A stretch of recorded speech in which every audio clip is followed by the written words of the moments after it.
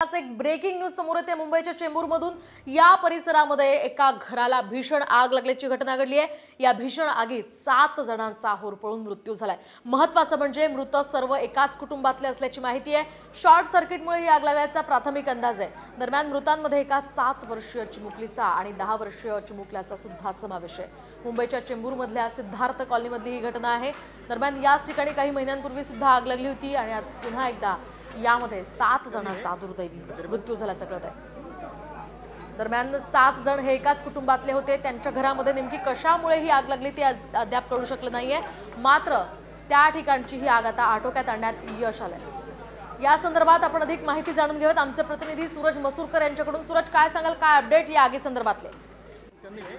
सिद्धार्थ कॉलनीत ही सकाळी आग लागलेली होती। आग आता आटोक्यात आलेली आहे। मात्र या आगीमध्ये दुर्दैवाने यात एका कुटुंबातील 7 जणांचा मृत्यू झालेला आहे आणि इतर जे जखमी झालेले आहेत त्यांना घाटकोपरमधील राजावाडी रुग्णालयात दाखल करण्यात आलेला आहे। शॉर्ट सर्किट झाल्यामुळे ही आग लागली आहे अशी प्राथमिक स्वरूपाची माहिती अग्निशमन दलाच्या अधिकाऱ्यांनी दिलेली आहे आणि त्यामध्ये एक 7 वर्षाच्या मुलीचा समावेश आहे आणि 6 वर्षाच्या मुलाचा समावेश आहे। ही पहाटे 5:30 ते 6 दरम्यान आग लागलेली होती। आगीचं प्रमाण थोडं मोठं होतं पण आग आता आटोक्यात आलेली आहे। मात्र यामध्ये एकाच घरातील 7 जणांचा मृत्यू झाल्याची माहिती मिळत आहे। नक्कीच धन्यवाद सूरज दिलेल्या या सविस्तर माहिती।